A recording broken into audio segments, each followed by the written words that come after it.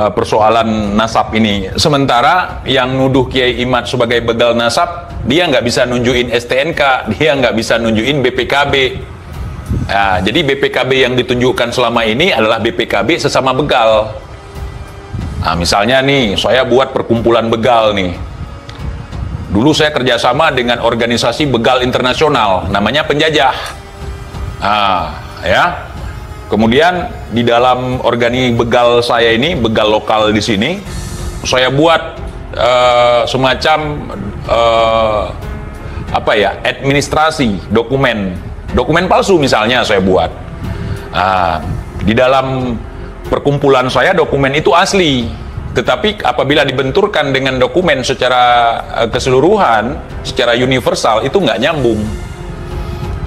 Akhirnya jadilah buku-buku tembak, ya kan, STNK tembak.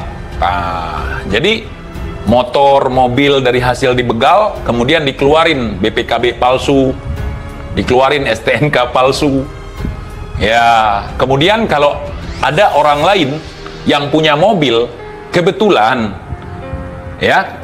begal ini berkuasa di sebuah daerah misalnya. Kemudian ketika ada orang lain beli mobil lain, mobilnya asli punya dia, milik dia gitu. Karena nggak punya BPKB dari kelompok begal, sehingga dia diklaim sebagai palsu. What? Indonesia tanah air beta, pusaka abadi nan jaya. Paham, saudara? Aventador juga kena, mau Aventador, mau Matador, mau apapun nggak peduli. Kalau berbicara tesis Kiai Imad. Terus saya ingin lanjutkan lagi. Kalau seandainya apa yang dilakukan oleh Kiai Imad salah, udah dari kemarin mereka demo kan? Misalnya nih, yang salah Az-Zaitun, menyebarkan ajaran sesat misalnya. Yang didemo kementerian, mendesak kementerian untuk memproses Panji Gumilar. Begitu juga ini. Ketika ada yang memalsukan nasab Ba'alawi, kemudian tidak ada yang bisa membantah, seharusnya orang ini demo Robitoh untuk segera menindaklanjuti Kiai Imad proses ini, untuk membantu Habib-Habib yang membuat bantahan terhadap tesis Kiai Imad. Seharusnya kan gitu logikanya. Tapi Masya Allah ya, Kiai Imad nggak ada nampar orang ini satupun ya. Kiai Imad udah mengatakan nih, kalau orang ini nggak tersambung 550 tahun, kok nggak ada yang ditampar sama Kiai Imad. Itulah akhlak Kiai Imad, Masya Allah saudara. Seharusnya kan Kiai Imad, ini Habib nih, bukan cucu Nabi, tidak terkonfirmasi 550 tahun, kenapa nggak ditampar satupun, disuruh copot sorbannya, dipersekusi, kenapa? Itulah akhlak Kiai Imad. Hai, paham nggak? Paham. Ada orang sayyid ataupun syarif non Ba'alawi misalnya, tidak diakui oleh Robitoh. Kenapa didatangi, dipukulin? Didatangi, dipukulin, dipermalukan di tengah-tengah kerumunan. Bahkan di acara majelis ilmu pun dipermalukan. Kan? Kenapa sekarang Kiai Imad tidak menggampar si Taufik misalnya, si Rijik misalnya, atau si Bahar? Kenapa nggak ditampar?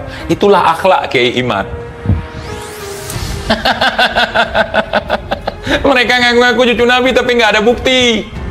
Kan sama. Dulu mereka ngaku-ngaku Habib, ngaku sebagai cucu Nabi. Datangi orang, nggak bisa menunjukkan buku dari Robitoh Alawiyah. Mereka digamparin. Ditonjok, digamparin, disuruh buka itu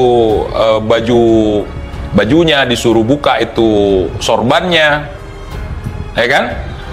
Kita nggak nyuruh mereka, cuman mereka sekarang kepanasan di dalam sorbannya, kepanasan di dalam imamahnya, kepanasan di dalam gamisnya.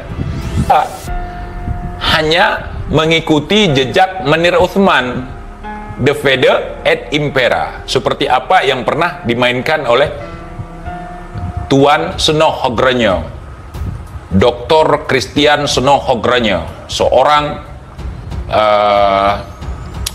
seorang tokoh Belanda yang mengaku-ngaku sebagai alim ulama. Saya tidak heran kalau ada klaim kuburan, klaim datuk, saya nggak heran. Karena di dalam peristiwa Perang Aceh versus Belanda pada waktu itu, ada yang namanya The Fede et Impera, ada yang namanya kalau di Aceh dikenal Poh Po Coatra. Bunuh tuannya, bunuh pemiliknya, ambil hartanya, ambil bahkan istrinya. Apalagi sekarang, makamnya kan lebih mudah, apalagi banyak pengikut. Waktu itu kan begitu. Waktu itu begitu. Di Aceh ada itu. Makanya ada juga teku dari kalangan Belanda. Teku yang dibentuk oleh Belanda. Kenapa ada teku yang dibentuk oleh Belanda? Karena itu tandingan. Jadi mereka bukan dari terah keturunan bangsawan, mereka bukan terah keturunan yang memiliki kedudukan tersebut. Kemudian untuk mempermudah jalan penjajahan Belanda, mereka dijadikan sebagai teku-teku yang diangkat oleh Belanda. Kemudian mereka dihasut untuk menyerang keturunan teku yang asli. Bunuh dia, ambil tahtanya, ambil hartanya, ambil wanitanya. Makanya ini gampang kebaca. Ini kita seperti membaca buku sejarah agresi Belanda ke Aceh. Semua tanah mereka klaim punya datuk mereka, padahal mereka bukan siapa-siapa, cuman diangkat oleh Belanda. Ada juga yang ditolong oleh leluhur kita nih, ditolong mereka. Ketika mereka merasa iri dengan kemampuan ataupun dengan nasab, akhirnya mereka mengikuti hasutan Belanda untuk membunuh pemilik daripada nasab, membunuh pemilik daripada tahta untuk diambil ke mereka. Kami dengar juga kalau Teh Yuli pernah kabur sama Yaman hingga TIJ benci imigran. Saya nggak benci dengan imigran Yaman. Siapa bilang? Anda dengarnya pakai apa itu? Pakai lubang pantat, Bang. TIJ benci sama imigran Yaman, benar kan? Tapi TIJ tetap menerima Yuli seperti yang ia sampaikan tadi. Oh iya, tetap. Karena memang nggak ada itu. Mana ada berani siapapun mau ganggu perempuan saya. Saya nggak bahas ke sana, malah kamu ngajak bahas ke sana. TIJ benci Yaman, Yuli cinta Yaman. Yuli memang keturunan Yaman. TIJ mengatakan, makanya nggak heran orang-orang gila pun sekarang jadi wali. Ada 3 hal kalau kita ketemu orang gila yang terlintas di pikiran kita. Yang pertama, untuk zaman sekarang nih, gara-gara doktrin ada 3 hal kalau melihat orang gila.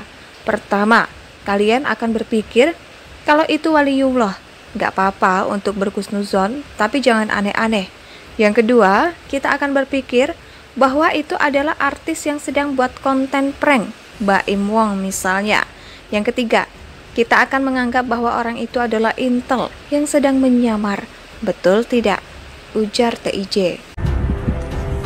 Gimana sih? Kalau dia syarifah nih, Teh Yuli itu syarifah. Syarifah Yaman, Teh Yuli. Cuman dia nggak peduli dengan nasab. Teh Yuli itu seorang syarifah dari Yaman, keturunan Yaman. Kalau seandainya dia cinta Yaman, nggak mungkin dong milih Aceh. Gimana ini budak? Teh Yuli itu, ya, ibunya keturunan Yaman. Bapaknya Aceh, keturunan Yaman. Indonesia sejak dulu kala tetap dipuja-puja bangsa.